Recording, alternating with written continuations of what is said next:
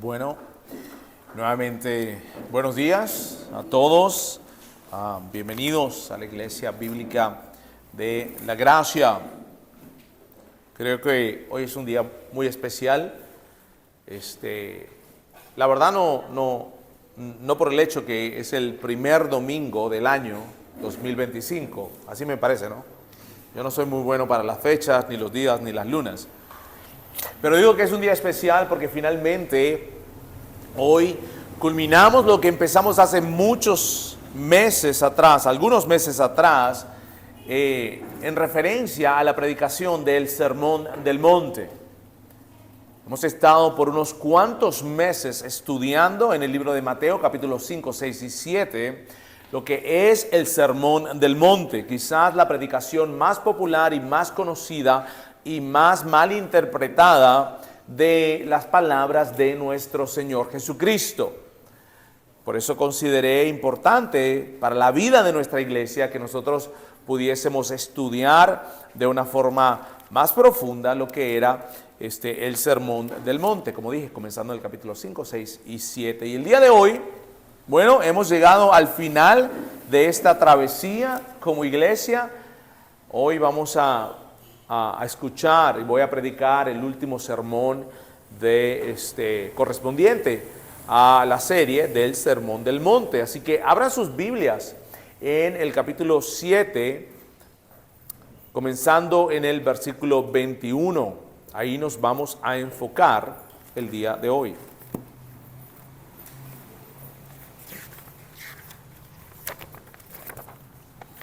Mateo capítulo 7,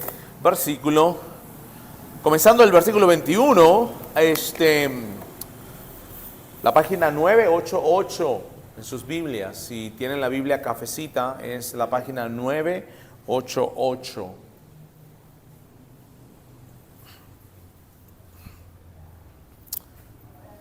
Quiero comenzar diciendo que para la predicación nos van a ayudar tres encabezados y el título sería tres tipos de personas que existen y que el texto nos va a ayudar a comprender estos tres tipos de persona.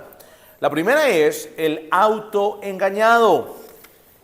El segundo tipo de persona es el sabio. Y finalmente, la tercera persona es el insensato. Nuevamente, vamos a ver cómo podemos ver tres tipos de personas que se muestran en el texto. El primero es el autoengañado. Es aquella persona que dice, pero no hace. La otra persona es el sabio. Y el sabio es aquella persona que oye y hace. Y finalmente, el insensato, que es aquella persona que también oye, pero no hace. Así que en esos tres encabezados nos vamos a basar y ser guiados por el texto el día de hoy. En primer lugar, el autoengañado. Ese tipo de persona es el autoengañado, que se engaña a sí mismo. Versículo 21 hasta el versículo 23 nos hablan de la persona autoengañada. Dice así: no todo el que dice Señor, Señor, entrará en el reino de los cielos, sino el que hace la voluntad de mi Padre que está en los cielos. Muchos me dirán en aquel día, Señor, Señor, ¿no profetizamos en tu nombre? Y en tu nombre echamos fuera demonios, y en tu nombre hicimos muchos milagros. Entonces les declararé, jamás los conocí. Apártense de mí los que practican la iniquidad. Este es el autoengañado. Es aquella persona que dice, pero no hace.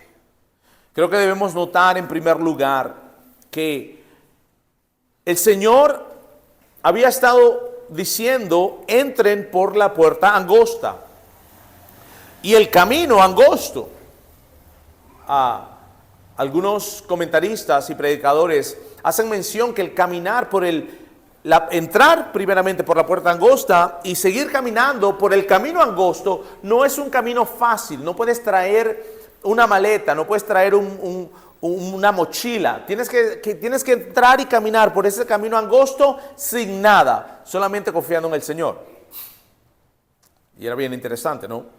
Y el Señor decía, bueno, muchos son los que entran, pero por la puerta ancha y por el camino ancho, caminando por un camino ancho. Y después el Señor dice, no se dejen engañar por los falsos profetas, lo vimos la semana pasada, porque los falsos profetas ayudan a que comiences a pensar que estás caminando bien, pero estás en realidad caminando por el camino ancho, por la puerta ancha que lleva a perdición, decía la palabra anteriormente.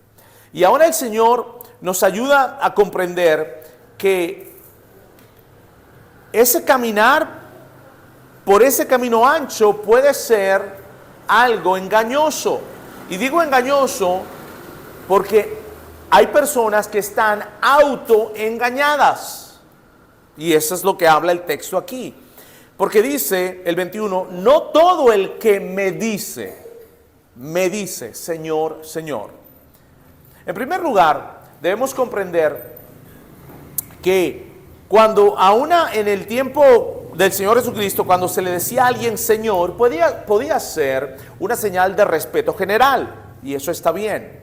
Pero nosotros debemos entender que esta persona que le está diciendo Señor, Señor, el versículo 22 nos dice, no profetizamos en tu nombre. Y después dice, no echamos fuera demonios en tu nombre. Hicimos milagros en tu nombre. De manera que hay un entendimiento de que el Señor tiene una connotación espiritual, como algo divino, algo superior de la autoridad. Y eso es importante que entendamos que la persona que está viendo, está diciendo Señor, Señor, tiene ese entendimiento. Tiene el entendimiento de que el Señor Jesucristo va más allá de un respeto y de una honra normal, sino que dice, en tu nombre, Jesucristo, nosotros hicimos esto, hicimos esto, hicimos esto. De manera que en el nombre de ellos, con poder, nosotros vemos que hay una connotación espiritual. Pero es más interesante que cuando la palabra utiliza 2 veces Señor, Señor, eleva a la persona aún más a un nivel de Dios. Es decir, esta persona que está hablando en el versículo 21, que dice Señor, Señor, entiende que realmente el Señor Jesucristo es Señor, que hay un respeto hacia la persona del Señor Jesucristo. Hay un respeto. Hay un entendimiento que es una autoridad espiritual. Y eso es importante, porque esta persona está autoengañada. Esta persona dice con sus labios, Señor, Señor, pero el Señor está diciendo, no todo el que me dice, Señor, Señor. No todo el que dice, tú eres mi Dios, tú eres aquel que gobierna mi vida. Yo estoy entregado a ti, Señor, Señor. Dice, algo bien terrible, porque dice, no entrará en el reino de los cielos. Dice, sino el que hace la voluntad de mi Padre que está en los cielos. No el que dice con su boca. Todo lo dice quizás correctamente. Sabe todas las doctrinas y la Biblia correctamente, Señor, Señor. Pero dice el Señor Jesucristo que no el que dice, sino el que hace. Y este es el autoengañado, aquel que dice pero no hace. Pero algo demasiado interesante que ustedes tienen que ver aquí es que después, el 22, dice lo siguiente: muchos me dirán en aquel día. Y dice así: Señor, Señor, ¿no profetizamos en tu nombre? Ahora, dense cuenta de algo. Esta misma persona que en el versículo 21 decía, Señor, Señor, es la misma persona que está diciendo, Señor, Señor. ¿acaso no profetizamos en tu nombre? Esta persona tiene un entendimiento de que el Señor Jesucristo es Dios, pero no se dan cuenta que en realidad como que sí estaban haciendo algo. El Señor Jesucristo dice, no los que dicen, sino lo que hacen la voluntad de mi Padre. Y usted se debe preguntar 3 cosas para defenderse. En cierta forma, el autoengañado dice, Señor, ¿acaso nosotros no profetizamos en tu nombre? ¿Qué hicieron estos autoengañados? Profetizaron. ¿Cuántos de nosotros aquí profetizan? Porque si nos ponemos a ver, hacer la obra de Dios, cualquiera de nosotros podría pensar, wow, una persona que profetiza realmente está haciendo la voluntad de Dios. ¿Cuántos de ustedes han escuchado muchas veces, oh, viene el profeta tal, o el profeta aquí, y el profeta allá? Y estos hombres aparentemente estaban profetizando. Ok, pero el Señor dijo, no el que dice, sino el que hace. Pero este está haciendo, está haciendo algo súper espiritual, porque está profetizando. ¡Wow! Segunda cosa que hace esta persona, dice, y en tu nombre echamos fuera demonios. Ya voy. Una persona que dice, está afirmando que echaban fuera demonios en el nombre del Señor Jesucristo. ¿Acaso no se necesita un poder espiritual especial para echar fuera demonios? ¿Cuántos aquí de nosotros han estado echando fuera demonios? Porque nosotros nos asombramos tanto cuando una persona, wow, están echando fuera demonios. Ya voy, no nos animemos tanto, no nos confundamos tanto. Echando fuera demonios. Uy, cualquiera se les encrispa los pelos, porque hay campaña de echar fuera demonios, dice ser liberado del demonio. Miren, hay otro tercero. Esta persona que dice Señor, Señor, dice Señor, Señor, y en tu nombre no hicimos muchos milagros. Y tú dirás, espérate, oye, ahí ya es lo máximo. ¿Hacer milagros? ¿Cuántos de nosotros aquí hacen milagros?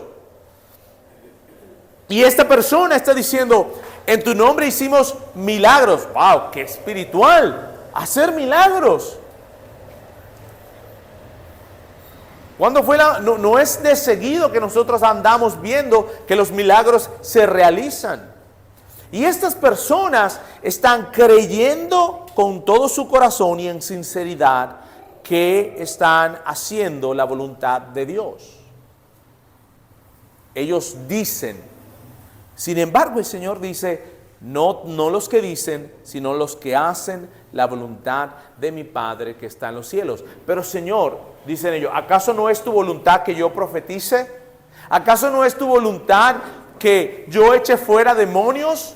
¿Acaso no es tu voluntad que yo haga milagros? Aparentemente no. Porque precisamente esta persona como que se está defendiendo.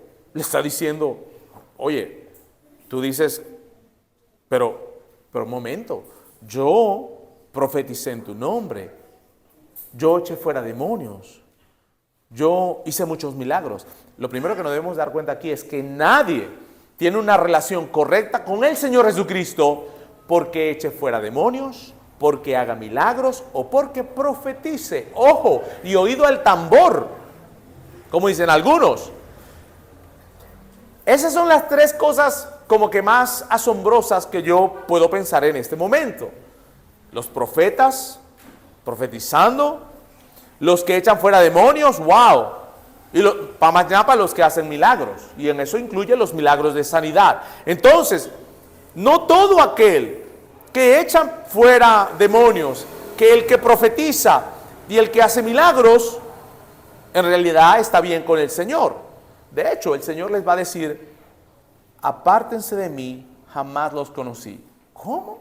Una persona que hace milagros, una persona que profetiza, una persona que me da una palabra, que me impone la mano, me caigo para atrás. ¿Puede una persona que el Señor diga, apártense de mí, nunca los conocí? Ustedes, hacedores de maldad, apártense de mí. Miren cuántas veces el pueblo cristiano ha confiado en las experiencias y no en la palabra de Dios. Y eso es algo muy peligroso. Confiar en las experiencias, confiar en los sentimientos. Eso es algo demasiado peligroso, porque por experiencias y por sentimientos no se salva nadie. Muchas veces cuando tú le preguntas a una persona, ¿eres cristiano? Sí, sí soy cristiano, sí soy cristiana. Y le preguntas, ¿por qué eres cristiano? ¿Por qué eres cristiana? Bueno, es que una vez yo fui a la iglesia y yo me arrepentí. Y eso lo que significa es como que vino una persona en una campaña y le dijo, haz esta oración. Y es lo que nosotros llamamos la oración del pecador. Ningún cristiano se arrepiente una sola vez. El cristiano tiene una vida de arrepentimiento diariamente. Pero imagínense, este es el autoengañado. Es una persona, wow, que hace milagros. Es una persona que echa fuera demonios. Es una persona que profetiza. Sin embargo, el Señor les dice, apártense de mí. Nunca los conocí. Ustedes que practican la maldad. Nunca confíes porque una persona profetiza, porque una persona te trae una palabra, porque una persona te dice algo y porque tu piel se te pone como de gallina, que es algo de Dios. Las cosas de Dios son verificables a través de la palabra de Dios. Nos debe importar nada el hecho de que una persona diga que es profeta, una persona que haga milagro.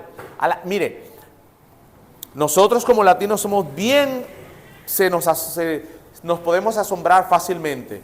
Campaña de milagros, campaña de sanidad, campaña de profetización. Viene el profeta. Y lo que nosotros queremos es que se nos dé una palabra. Pero hermanos, imagínense lo que dice aquí, lo que dice la palabra. Que el Señor les va a decir, nunca los conocí. Ven el versículo 22, dice, muchos me dirán en aquel día. Y tú te tienes que preguntar, ¿pero qué día? Estamos hablando nosotros, ¿verdad? En aquel día. ¿Qué día? Bueno, estamos hablando de que ese día que se usa en Mateo 7:22 es el día del juicio, un tema que es bien recurrente y es una enseñanza en la palabra del Señor Jesucristo y en los textos bíblicos. Ese día es cuando el Señor va a juzgar a cada persona, a cada uno de nosotros, basados en nuestras obras y nuestra relación con Él. Ese es el día que el Señor está hablando. Por ejemplo, esto lo confirma en Hechos 17, dice, pero Dios, habiendo pasado por alto los tiempos de esta ignorancia, ahora manda a todos los hombres, en todo lugar, ¿a qué manda? A que se arrepientan. Y dice, por cuanto Dios ha establecido un día en el cual Él va a juzgar al mundo con justicia. Hay un día en el cual Dios lo ha establecido y va a juzgar al mundo con justicia. Estamos hablando de la segunda venida de nuestro Señor Jesucristo. Y a cada uno de nosotros nos va a pedir cuentas por las cosas que hicimos, las que no hicimos y cómo era nuestra relación con Él. En aquel día es como una corte, por eso es que Él va a escuchar que uno le va a decir, Señor, Señor. Señor, Señor. Dice Mateo, mismo autor, en el capítulo 25, dice, cuando el Hijo del Hombre venga en su gloria y todos los santos ángeles con Él, entonces se sentará en su trono de gloria y serán reunidas delante de Él todas las naciones. Eso significa todo el mundo va a ser reunido. Y apartará los unos de los otros, como aparta el pastor las ovejas de los cabritos. Entonces el rey dirá a los de su derecha, vengan benditos de mi Padre, hereden el reino preparado para ustedes desde la fundación del mundo. Entonces dirá también a los de la izquierda, apártense de mí, malditos, al fuego eterno preparado para el diablo y sus ángeles. Mire qué fuerte va a ser esto. El Señor viene va a juntar a todas las personas y después Él va a separar. Va a separar a las ovejas de los cabritos. A unos les va a decir, entren al lugar preparado para ustedes, pero a los otros les va a decir, apártense de mí. Y hay una palabra fuerte aquí que dice malditos. ¿Y dónde van? Al fuego eterno que ha sido preparado para el diablo y para los ángeles. No sabemos cuándo va a venir el Señor. Pedro habla de que el día del Señor, ese día va a venir como un ladrón. El ladrón nunca avisa, el ladrón nunca avisa. Es un lugar donde nadie aquí está esperando a un ladrón. Siempre llega de repente, siempre llega en el momento en el cual uno menos se espera. Y así va a ser la llegada del Señor. En ese día es como una corte y muchos van a decir, Señor, Señor. Pero Señor, vamos a poner la versión a nuestro tiempo, ¿no? Pero Señor, ¿no iba yo todos los domingos a la Iglesia Bíblica de la Gracia? Ahí estaba yo. Señor, no me bauticé. Señor, no daba yo mis ofrendas. Señor, no participaba yo en el ministerio y siempre estaba dispuesto o dispuesta a cargar las sillas a barrer. ¿Acaso no hacía yo esas cosas? ¿Acaso no predicaba yo los domingos en la Iglesia Bíblica de la Gracia o en otras iglesias donde me invitaban? ¿Acaso no hacía esto yo? ¿Acaso no ponía esto, hacía esto, venía así, esto, lo otro? Pues lo que debemos de entender es que Dios nunca tiene una relación de padre e hijo basado en las obras. El evangelio no se trata de las obras. Nosotros no nos podemos ganar la salvación. Nosotros no nos podemos creer en nuestra mente que estamos bien con Dios por las cosas que hacemos. Eso es una religión que es una religión falsa. Así no es que salva a Dios. Tú no tienes que hacer nada, absolutamente nada, para estar bien con Dios, sino venir a Él en arrepentimiento y confiando totalmente en su cruz. Me encantaba la canción que cantábamos, porque dice, una de las canciones dice, no me gloriaré, no valgo por mi posesión. Y una y otra vez, y una y otra vez decía, me gloriaré en la cruz. Cuando el Señor venga, y tú vas a tener que enfrentarlo, porque todos vamos a tener que enfrentarlo, no se te vaya a ocurrir decirle al Señor, Señor, todos los domingos yo iba para la iglesia, yo me bauticé, Señor, yo daba mis ofrendas. No, imagínate, yo me paraba todos los días a las 6:30 a leer mi Biblia. Señor, yo tenía mi devocional con mis hijos. Señor, yo corregía a mis hijos. Señor, yo era honesto. Señor. Esas son obras. Y tú no puedes venir a Dios basado en obras. Porque segundo a segundo nosotros estamos pecando, bien sea con pensamiento, motivación, obra, palabra. Nosotros no podemos confiar en nuestras obras. Tenemos que estar totalmente confiados en el Señor. ¿Por qué eres salvo? ¿O eres un autoengañado? El autoengañado, ¿en qué pone su confianza? En las cosas que hace. ¿Te das cuenta? Su confianza está en que profetizaba. Imagínate. Wow, ¿cómo yo no voy a ser hijo de Dios si yo le digo a esta, hago un milagro de sanidad? Y esta persona tiene una enfermedad y yo puedo decir, sánate, y se sana. ¿Cómo no voy a poner, ve qué tan peligroso es poner la confianza en eso? Estos pudiesen haber hecho esos milagros por el poder de Dios, porque Dios a veces, si usted lee en el Antiguo Testamento, Dios ponía palabra en profetas falsos. Nunca confíes en lo que simplemente alguien dice. Siempre confía en la palabra del Señor. Otra opción es que estas personas lo hacían por el poder de Satanás. Satanás tiene poder. Satanás puede curar el cáncer. Mucha gente dice, oye, por ejemplo, dice Santo Tomás, oh Virgencita de la Guadalupe, si me guardas o si me salvas a mi hijo. O yo he escuchado historias que, por ejemplo, quizás el bebé está mal y llegan y le dicen, Virgencita, si me lo salvas, entonces voy a hacer esto y me voy a entregar completamente a ti. ¿Sabes que Satanás puede hacer eso? Satanás puede hacer todo eso. Satanás tiene poder. No seamos en nuestra forma de pensar ignorantes. Satanás tiene poder para hacer milagros. Tiene poder, mucho poder. Y puede hacer lo que Él quiera. Entonces tu relación con Dios no puede estar basada en que tú hiciste algo o que Él te hizo algo externo. O que echaron fuera demonios. La gente, porque Satanás así los agarra. Y estos son los autoengañados. Creen que están bien con Dios, pero no están bien con Dios. Porque es una religiosidad externa. Lo más bonito, tú sabes vas a saber si eres hijo de Dios, si tú comienzas a ver en tu vida los frutos del Espíritu Santo.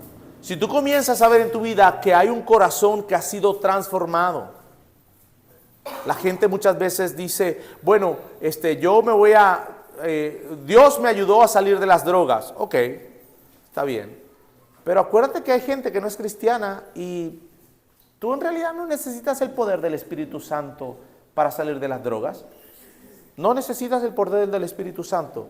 Los alcohólicos anónimos, ellos no son cristianos. Y muchos salen de los alcohólicos anónimos para liberarte de la droga o de una adicción que tú puedas tener. Tú no necesitas el poder del Espíritu Santo. ¿Sabes para qué necesitas el poder del Espíritu Santo? Para amar a un enemigo. Para perdonar a alguien de totalmente corazón.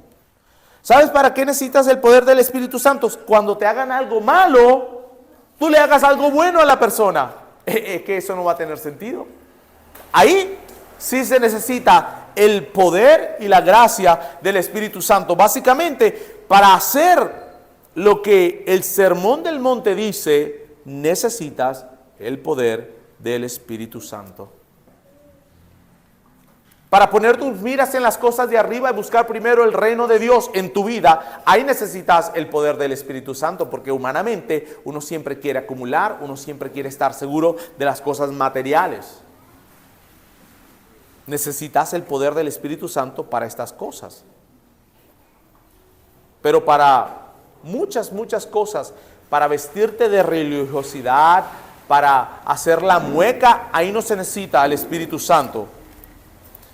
Algo que la palabra enseña, y debemos tener mucho cuidado con eso, es que debemos examinarnos a nosotros mismos de una manera saludable. Dice la palabra en 2 Corintios 13:5, examínense a ustedes mismos para ver si están en la fe. Es importante que todos nosotros como cristianos nos examinemos. Dice, examínense a ustedes mismos para ver si están en la fe. Pruébense a sí mismos. ¿O no se reconocen a ustedes mismos que Jesucristo está en ustedes, a menos que en verdad no pasen la prueba? Cada uno de nosotros debe examinarse y debe hacerse la pregunta, ¿realmente soy un cristiano? Por ejemplo, los niños. Algunos niños, especialmente en una iglesia donde en realidad tomamos en serio lo que es la predicación del evangelio a los niños en nuestros tiempos devocionales con ellos, como familia, como padres, como madres. Los niños pueden estar autoengañados, ojo, porque mientras vivan bajo el techo de nuestra casa, van a acompañarnos en los devocionales o van a leer su Biblia mientras vivan bajo el techo de nuestra casa. Mientras vivan bajo el techo de nuestra casa, esperamos que sean honestos. Mientras vivan bajo el techo de nuestra casa, esperamos mucha conducta que pareciese una conducta de un cristiano. Pero niños, no se crean que por hacer esto, son cristianos. Pueden estar autoengañados. Lo que a mí me va a dar más felicidad es que cuando mis hijos se vayan, ellos cuando nadie le está diciendo qué hacer, hagan las cosas de Dios. Ahí vamos a ver realmente. Ahí vamos a ver. Entonces yo quiero esperar ese día con ansiedad. Nunca se me va a olvidar. Uno de mis hijos me preguntó, ¿cómo sé que soy cristiano o cristiana? Bueno, cuando tú vivas por tu propia parte, ve si tú tienes sed y deseo de leer la Biblia. Porque ahorita lo haces, porque en mi casa es requerido que mis hijos tengan su devocional. Yo creo que la palabra de Dios tiene poder. Y cuando tú lees la palabra de Dios, o te conviertes o te hundes más. Así es, o te conviertes o te hundes más. Te puedes hundir más porque comienzas a tener tanto conocimiento, y ya lo vamos a ver, ¿no? Lo que son los insensatos. Pero yo creo que eso es importante. Pero lo más bonito que va a pasar es que cuando tú estés y que nadie te esté viendo y que tú no estés ni tu papá ni tu mamá cerca, a ver qué haces. A ver si tienes ganas de leer la Biblia. ¿Hay un deseo en tu corazón por conocer más y más de la voluntad de Dios? O como nadie no te están viendo ni te están diciendo nada, no lo vas a hacer. Eso comienza a revelar en realidad dónde estás tú espiritualmente como niño, como adolescente. O como hombre o mujer si todavía vives bajo el techo de la casa de tus padres. Ahí vas a ver realmente. Entonces, nosotros debemos autoexaminarnos, lo dice la palabra de Dios, debemos autoexaminarnos porque estos son los autoengañados. Segundo, el sabio. El sabio es aquel que oye y hace. Mira ahora lo que dice el Señor. En el versículo 24 dice, por tanto, cualquiera que oye estas palabras y las oye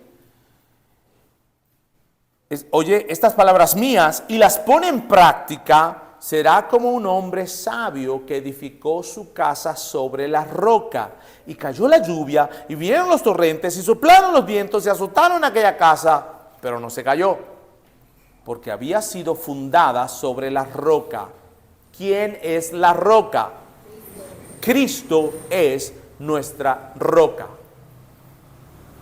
Cuando Pedro le dijo al Señor, tú eres el Hijo de Dios, y después le dijo, sobre esta roca edificaré mi casa. Pues la roca no puede ser Pedro, porque qué roca tan frágil que después vino y negó al Señor. Así que eso del Papa, de que el Señor le dio la autoridad a Pedro y por todas las cosas, eso no vale, porque Pedro es un hombre infalible. Inmediatamente, unos capítulos después, vemos como Pedro peca y niega al Señor.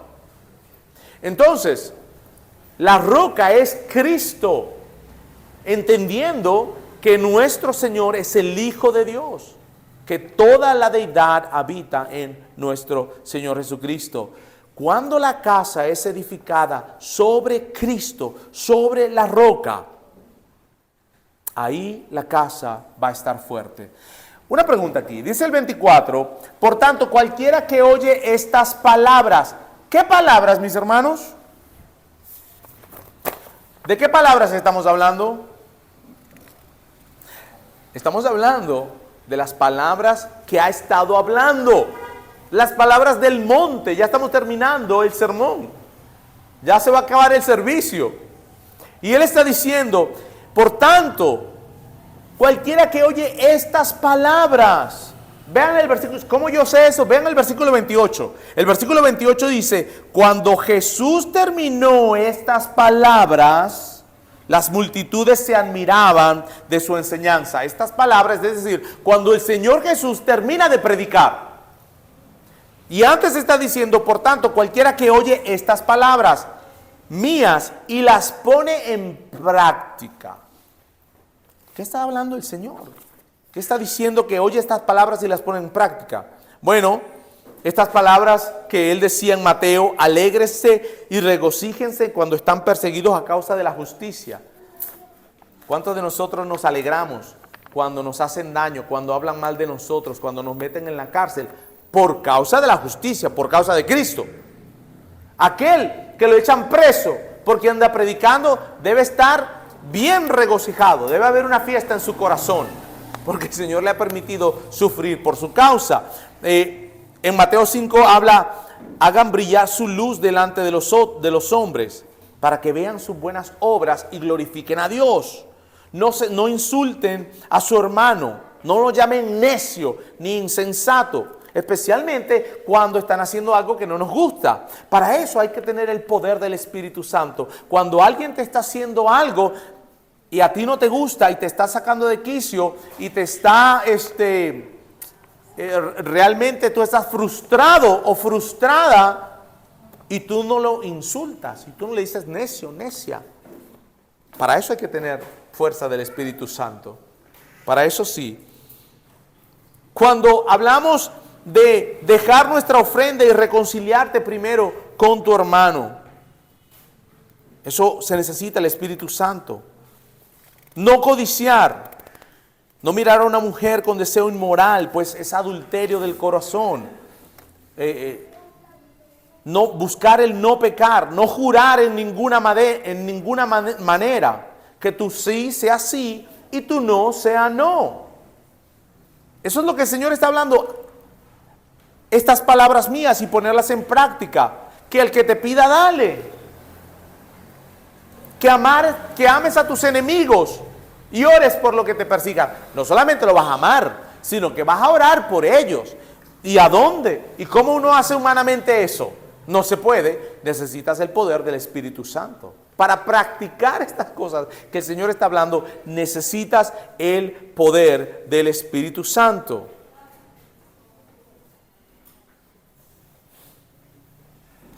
No acumulen tesoros en la tierra. Capítulo 6, versículo 19. Donde el orín y la polilla destruyen y corrompen. Pero busca primero el reino de Dios y todo lo demás será añadido. Para eso hay que tener el poder del Espíritu Santo. No se preocupen por el día de mañana. ¿Cuántas veces nosotros estamos preocupados por el día de mañana? Para hacer eso hay que tener el poder del Espíritu Santo. No juzguen en el sentido de juzgar diciendo que una persona va a ir eternamente, está juzgado y desechado de Dios. No, muestra misericordia, ¿cómo? Predicando el Evangelio. Porque la palabra de Dios dice que nosotros de gracia recibimos, de gracias debemos dar. La palabra de Dios dice, sácate la viga de tu ojo y después la pajita que tiene el otro. Para eso hay que tener la fuerza del Espíritu Santo. Entrar por la puerta estrecha, hay que tener la fuerza del Espíritu Santo. Nadie va a decir, yo voy a entrar por ahí, ese camino va a estar difícil, pero yo voy a entrar. No, hay que tener la gracia y el poder del Espíritu Santo. Cuando el Señor dice, el que oye estas palabras y las pone en práctica, es semejante a un hombre sabio. Es un hombre sabio que edifica su casa sobre la roca. Algo importante que debemos notar es que hay lluvia, es que hay torrentes, es que soplan los vientos y azotan aquella casa, pero no se cae. No se cae. ¿Y cuál es la razón por la cual no se cae? Lo dice el versículo 25 al final, porque está fundada en la roca que es Cristo. Ahora, veamos la parte, el contraste de la tercera persona, que es el insensato. El 26, versículo 26, dice así: todo aquel que oye la palabra, las palabras mías, estas palabras que acaba de predicar el Señor, y no las pone en práctica, será semejante a un hombre insensato que edificó su casa sobre la arena. Y cayó la lluvia, vinieron los torrentes, soplaron los vientos, se azotaron aquella casa y cayó, y grande fue su destrucción. Estamos hablando del insensato. Ahora, dense en cuenta de algo. Tanto el sabio como el insensato construyen casa. Cada uno de nosotros anda construyendo una casa, anda construyendo nuestra vida espiritual. Todo el mundo anda construyendo. Unos son sabios y unos son insensatos, pero todo el mundo anda construyendo. La diferencia es que uno edifica sobre la roca y el otro sobre la arena. Dense cuenta de algo que ocurre a ambos, tanto el sabio como el insensato. Al sabio y al insensato dice que le cae la lluvia. A los dos. Al sabio y al insensato le vienen torrentes, soplaron los vientos y azotaron aquella casa. hay una predicación por ahí, una doctrina totalmente de falsos profetas, que dice que cuando tú eres cristiano, tú eres bendecido, pero lo que ellos quieren decir es lo siguiente: que te va bien, que te llueve el dinero y que tu vida es de toda prosperidad. Y que inclusive que si tú estás enfermo o enferma es porque estás en pecado. Eso es antibíblico, eso es una doctrina de demonios, no es una realidad. Mira lo que dice aquí: tanto el sabio que edificó su casa sobre la roca, le llueve, sopla el viento, torrentes, y al necio o al insensato también. Algo muy importante es la perseverancia del cristiano. ¿Tú te acuerdas de la parábola del sembrador? Una de las cosas que evidencia si tú eres cristiano o no, esto es una de las pruebas, es si tú permaneces cuando viene el torrente, la lluvia y el viento a tu casa. Si tú permaneces fiel al Señor. Recuerden que en la parábola del sembrador el Señor lo explica. Nació, pareciera que estaba floreciendo, pero cuando vino la lluvia, cuando vino el sol incandescente, se secó porque no tenía raíz. Algunas personas vienen a la iglesia porque nosotros somos bastante cariñosos. Vienen a la iglesia por un sentido de comunidad. Es bonito pertenecer a algo. Es bueno. Y si para pertenecer a ese algo yo me tengo que bautizar, bueno, yo me bautizo. Y si para pertenecer a ese algo yo tengo que cargar una Biblia, yo voy a cargar la Biblia. Inclusive si para permanecer a ese algo yo tengo que hacer X, Y o Z, yo lo hago. Porque hay un sentido de pertenencia. Pero la realidad es que cuando vienen las pruebas, los tiempos difíciles, ¿qué va a pasar contigo? ¿Te alejas de Dios o te acercas más a Dios? Eso es una prueba si eres un cristiano o no. Aquel que resiste la prueba es porque su casa tiene como fundación ¿qué? La roca, y la roca es Cristo. Entonces, que un cristiano tenga pruebas, que un cristiano tenga dificultades, que un cristiano tenga enfermedades o esté pasando por situaciones difíciles, es parte de la vida cristiana. Es más, es parte de la vida de todo el mundo. Porque a todos nos llueve, a todos hay torrentes, soplan vientos, pero tú estás firme en el Señor para permanecer, no llueve, truene o relampaguee. Yo estoy fundamentado en la palabra del Señor. Y lo que diga la palabra de Dios, así es. Y por eso yo meto mis manos en la candela y por eso soy capaz de morirme. No me importa lo demás. Mientras estemos bien con el Señor. Porque habrá pruebas y el Señor nos va a dar aliento, nos va a dar fuerza, nos va a ayudar, nos va a fortalecer. Él es nuestro buen Padre. Él es mi pastor. Y nada me faltará. Y en todo tiempo el Señor me va a ayudar. Aunque sea difícil. Aunque la situación sea difícil. ¿Qué hace el insensato? Listo, no. Yo me metí a evangélico, me metí a cristiano y ¿cómo me fue? Imagínate. Sí, mira, eso prueba que tú no eras. La verdad que tú no eras. Porque el que conoce al Señor y el que es conocido por Dios, debí decir, el que es conocido por Dios permanece en el Señor. Llueve, truene o relampaguee.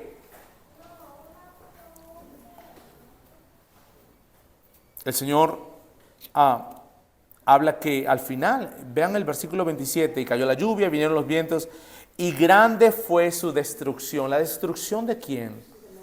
Del hombre insensato. No dice que fue destrucción, sino que grande fue la destrucción.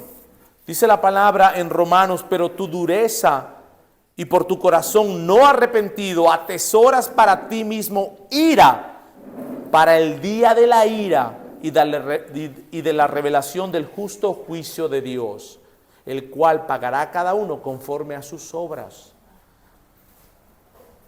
¿Sabes qué? Todo el mundo quiere ser amigo de Dios, pero no con un compromiso.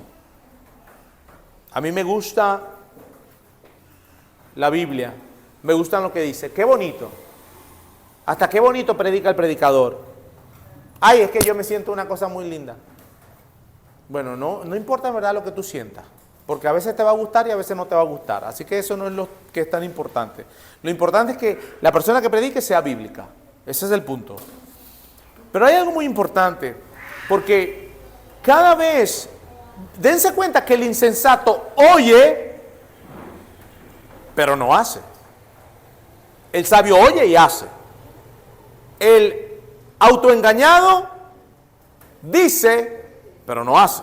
Pero dice, que ¿no? Y por afuera todo así como los fariseos y los escribas, bien limpiecitos, hasta profetizan. No solamente eso, sino que hacen milagros también. Así que cuidado con eso. Pero el insensato oye, pero no hace. Mira lo que dice Juan 3:16. Aquellos que les gusta predicar el evangelio, no se olviden de esto. Juan 3:16 es muy importante. Pero a mí me gusta más Juan 19. Vean lo que dice Juan 3:16. Dice, porque de tal manera Dios amó el mundo que dio a su Hijo unigénito para que todo aquel que cree no se pierda, sino que tenga vida eterna. Muchos de nosotros no sabemos eso de memoria. Éramos niños o de alguna forma no los aprendimos de memoria, porque es un versículo muy, muy importante. Pero a mí no me gusta cuando se quedan hasta ahí.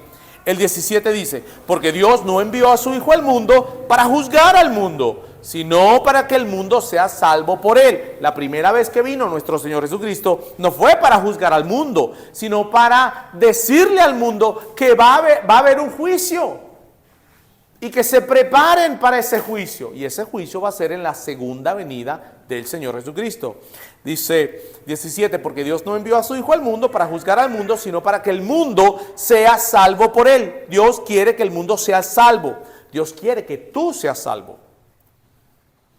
El que cree en él no es condenado, pero el que no cree ya ha sido condenado porque no ha creído en el nombre del unigénito Hijo de Dios. Vuelvo y repito otra vez. Creer no significa un entendimiento mental. ¿Ok? Todo el mundo, casi todo el mundo en Jinotega cree que Dios existe. Ellos saben que Dios existe. Pero los demonios creen y tiemblan también, recuerda eso. Los demonios creen y tiemblan. Así que el creer significa aquí no solamente algo mental, sino algo total en tu vida. Después dice lo siguiente, el versículo 19, y este es el juicio, que la luz vino al mundo y los hombres amaron más las tinieblas que la luz. ¿Cuál es el juicio? El juicio es que a pesar de que se les predicaba y que la luz vino, ¿qué pasaba con ellos?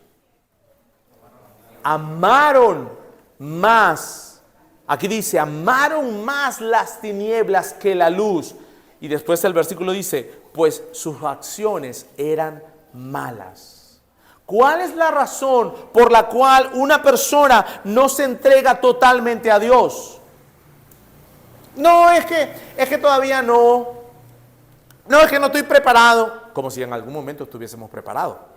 Digo yo, no. Como si en algún momento alguno de nosotros pudiese estar preparado. No, pero es que, no, ahorita no. Cuando, yo sé. Entonces te dicen, cuando Dios me toque. Tú lo que me estás diciendo es que la culpa es de Dios. Porque Dios no te ha tocado. Eso es lo que tú estás diciendo realmente. Mucha gente dice eso. Cuando Dios me toque. Es que Dios no te tiene que tocar, Dios te tiene que decir que te arrepientas y tú tienes que obedecer y confiar en Él. Esa persona está esperando una experiencia externa, cuando Dios me toque o cuando Dios me salve. Pero un momento, ¿tú le estás echando la culpa a Dios? Porque tú lo que estás diciendo es que Dios no te ha salvado. No, la Biblia dice, arrepiéntanse y crean el Evangelio y Dios te va a salvar. Es una orden, no hay que complicarse mucho. Pero la realidad es que cuando una persona, el insensato, oye, pero no hace, la razón por la cual no hace es lo siguiente, es porque aman más las tinieblas que la luz. Por eso yo siempre que le hablo del Evangelio a una persona, le digo, y tienes que aprender a hacerlo también, decirlo, ¿Estás dispuesto o dispuesta a dejar tu pecado? ¿A renunciar a tu pecado? Porque si tú no estás dispuesto, no vale nada. Tú tienes que saber que vas a tener que arrepentirte de tu fornicación y no vivir con una mujer con la cual no estás casado o casada. Vas a tener que cortarlo. Vas a tener que dejar de mentir en tu trabajo. No puedes falsificar las facturas. Vas a tener que perdonar a la persona que te hizo X, Y o Z. Y si tú dices, es que yo no puedo, claro que no podés. Pero tú necesitas el poder del Espíritu Santo porque esto es algo nuevo. Así que si vas a tratar por tu propia fuerza, olvídate, no vas a poder. Tienes que estar dispuesto o dispuesta a cambiar, a dejar el pecado totalmente y entregarte totalmente al Señor. Pero el insensato oye, sabe lo que tiene que hacer, pero no lo hace. ¿Cuál es la razón? Ama más las tinieblas que la luz. Mire, aquí yo no se lo vamos a poner con dulce. Aquí no le vamos a echar azúcar. No tenemos que ser ese tipo de personas. Tú no vienes a Dios porque realmente amas más las tinieblas que la luz. Bueno, amas más tu pecado. Ese es punto. Amas más tu pecado. No, pero es que esto no es cierto. Aquí dice la palabra, y este es el juicio, que la luz vino al mundo y los hombres amaron más las tinieblas que la luz, pues sus acciones eran malas. Oh, pero es que yo no peco. Oh, es que yo no hago esto. Delante de Dios, dice la palabra que todos hemos pecado y no podemos alcanzar la gloria de Dios porque Dios requiere perfección. Ahora, para terminar, dice el versículo 28, cuando Jesús terminó estas palabras, es decir, cuando el Señor termina el sermón del monte, las multitudes se admiran, wow, de su enseñanza. ¿Y cuál es la razón de que ellos se admiran por la enseñanza de nuestro Señor Jesucristo? La respuesta está en el 29. El versículo 29 dice, porque les enseñaba como uno que tiene autoridad y no como los escribas. Yo creo que nos puede ayudar. ¿Cómo enseñaban los escribas? Los escribas enseñaban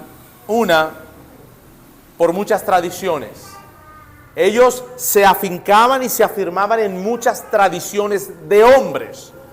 Ellos enseñaban hipócritamente y el Señor los denunció, pues en todos los evangelios casi puedes observar y puedes leer cómo Dios denunció a los escribas y los fariseos. Eran unos hipócritas, una camada de víboras, le decía el Señor. Ellos no vivían lo que decían. Pero aquí el Señor no enseñaba de esa forma, lo que nos ayuda a entender que, las palabras de nuestro Señor Jesucristo cuando estaba enseñando en el Sermón del Monte, eran palabras que tenían una autoridad en Él mismo, porque Él es la palabra, porque Él es la roca. Pero no solamente eso, sino que su vida fue de ejemplo, fue ejemplar. Dice la palabra que Él no tuvo ningún pecado. De manera que Él podía hablar estas palabras como aquel que tiene autoridad y no hipócritamente como lo hacían los escribas y los fariseos. Además que Él vivía lo que Él decía. Y no solamente eso, sino que Él es Dios mismo. Y de Él mismo emana esa autoridad. Así que la gente andaba asustada, la gente wow, admirada de lo que el Señor había hablado y había dicho. Ese es nuestro Señor Jesucristo. Este es el Sermón del Monte. Y yo quiero terminar toda esta serie preguntándote, ¿qué clase de persona eres tú? ¿Eres una persona que está autoengañada, que eres miembro de la iglesia, pero en realidad no te has examinado completamente para ver si eres de verdad un hombre o una mujer cristiana? ¿O eres el sabio que oye la palabra, escudriña la escritura para ver si lo que están predicando en el púlpito es verdad, y tienes un corazón dispuesto a hacer lo que la palabra dice que hagas? Que no estás en perfección, es cierto, no estás en perfección, pero te preocupas por hacer la voluntad de Dios. A mí me llamó mucho la atención como que esta oración. ¿Estoy yo preocupado por hacer la voluntad de Dios? Cuando yo camino en mi semana, yo estoy pendiente de cuál es la voluntad de Dios en mi vida, y no solamente la voluntad de Dios, que si tomo este trabajo o tomo sino estoy interesado en caminar como Dios quiere que yo camine en mi trabajo, en mi universidad, en mi escuela, en mis estudios, en cada área de mi vida. ¿Sabes qué? Si tú estás preocupado o preocupada por caminar como Dios quiere que camines, lo más seguro es que seas un hombre o una mujer que está construyendo tu casa bajo la roca, esa fundación. Porque hay preocupación en tu vida, una preocupación buena, de querer hacer la voluntad de Dios, de que cuando un hermano o una hermana te exhorta y te dice, oye hermano, esto no es así, debiste hacerlo aquí, no debiste tomar esta actitud, tú dices, wow, yo estoy preocupado porque quiero hacer la voluntad de Dios.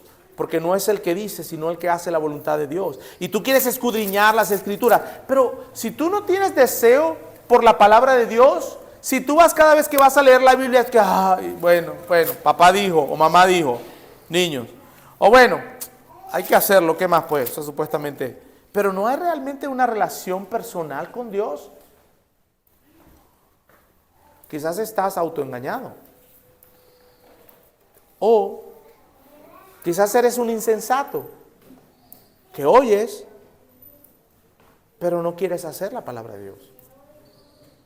¿Por qué? No se olviden, porque amas más las tinieblas que la luz. Así la persona salga ofendida, pero se lo tienes que decir. Tienes que hablar con la palabra, mostrarle los versículos. Entonces, ¿qué clase de personas somos, hermanos? ¿Hermanas? ¿Autoengañados, sabios o insensatos? Aquí debe haber de todo. En este grupo, en esta multitud, debe haber de todos. Autoengañados, creyendo que son cristianos o cristianas, pero no lo son. Hay sabios también. Hay hombres donde su fundación, y mujeres donde su fundación es el Señor. Y también hay insensatos, donde oyen, pero no quieren hacerlo. Yo creo que puedes tomar un tiempo para orar, para meditar delante de Dios y preguntarte y responderte a ti mismo, ¿qué clase de persona eres? Ya terminamos el Sermón del Monte, esto es algo bueno, y yo creo que podemos tomar un tiempo para reflexionar. Ahí donde tú estás, ahí hablando con Dios, ¿qué clase de persona eres? Y ponerte a cuentas con el Señor. Así que voy a tomar como un minuto quizás para que cierres tus ojos, para que estés ahí tranquilito, tranquilita, medites en qué clase de persona eres.